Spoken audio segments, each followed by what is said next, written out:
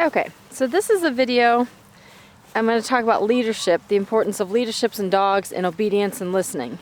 And this is Castle. Come on, Castle. Good boy. Come on. Now, Castle has not had any corrections. He doesn't wear a collar. He's out here with the horses, which he's now gotten used to. They've been here a couple weeks. And he might be going potty here. And so he's gotten used to the horses. He knows not to go underneath the fence into the horse pasture because I tell him to knock it off or whatever and call him back. And again, the important point I'm trying to make is it's not because I give him food for doing the right thing, and it's not because I give him a correction for being wrong. So I'm going to set this down. Come on, Castle. I'm going to put him on a leash and continue the video. Yeah, there you are, bud. Good boy. Good boy. So, come out here where they can see us. Yeah. So you can see he likes to play, and let me actually reset this video. I think it's going to be a little low. He likes to play and use his mouth. You're going to sniff the camera? This is not going to work.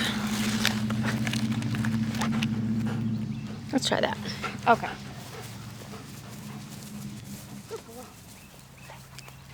So he's active, he likes to play, use his mouth, play tug and whatever. And what prompted me to make this video is doing some of the board and trains where dogs come and stay with me for 2 weeks and then go home to their owner.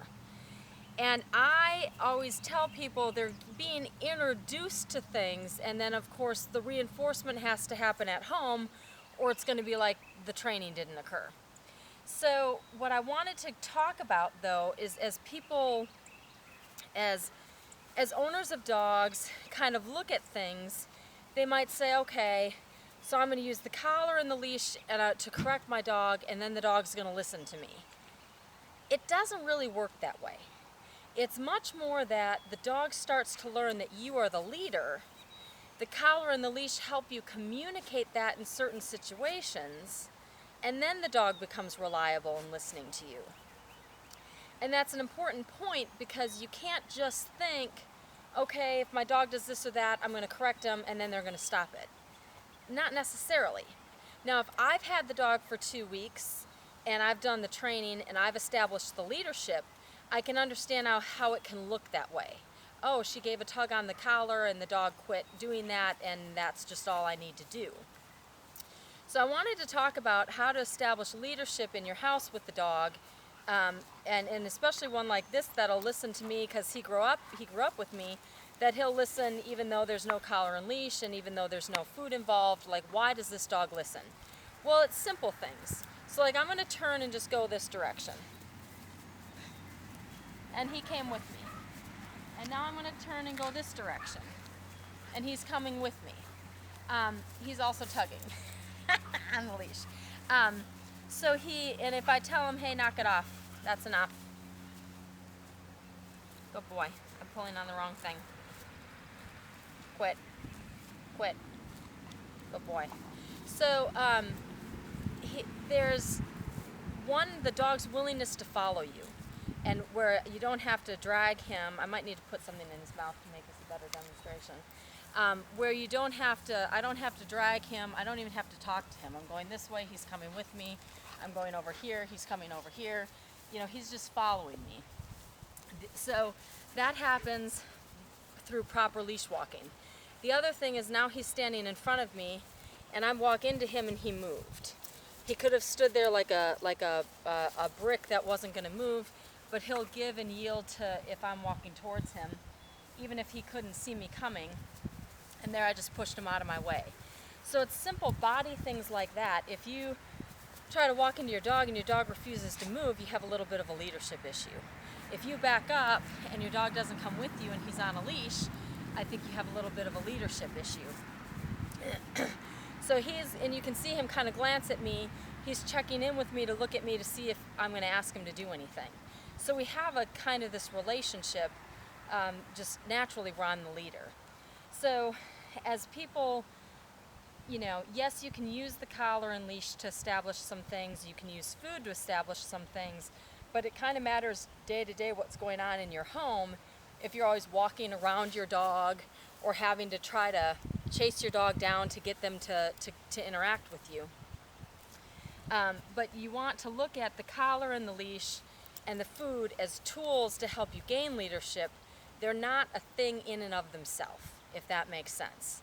I'm not going to have the collar and the leash and that just gives me leadership over the dog. That's really not how it works. It's kind of a blend of things. When I teach a wait at the door, which this is a little bit hard because there's not a door here, but when I teach a wait at the door, if Castle was standing right in front of a door frame here, I'm going to displace him by walking in front of him, and see how I take half a step and he backs up? Just like I eat your hands. So he should back up, and if I keep blocking him, stop that, he wants to play with me. You know, he should yield the space that's in front of the door. It would help him if there were an actual door here. Good, get that little piece of thing. Get it, get it. Good boy. You got something in your mouth, it's too small. Never mind, I'm gonna swallow it. Good boy. So again, if that's the imaginary door, I'm gonna step in front of him and ask him to back up, which he did. Even if I have to use my leg a little bit close to his chin, see how he's giving and yielding and backing up? And then I should be able to do what I need to with the door. And then when I want him to go through, I like to just say the dog's name.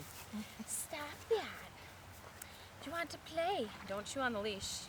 It's gonna chew it in half. So, good boy. Such a good boy. And you can tell he's young and obnoxious and likes to use his mouth. You need to go run around. I want to make sure that truck's not turning in here. Good boy. All right, we're gonna let you go run around. So that's the start of a series I hope to do as far as, thank you, Castle, as far as kind of some tips and hints on things that, again, it can look like the dog trainer. It's more 3D than what you're seeing, I guess. You know, you're seeing one-dimensional when really it's three-dimensional. So it's not just the collar and the leash or some food. It's the fact that there's this holistic leadership going on. All right, bud. It's all right, bud. Good boy.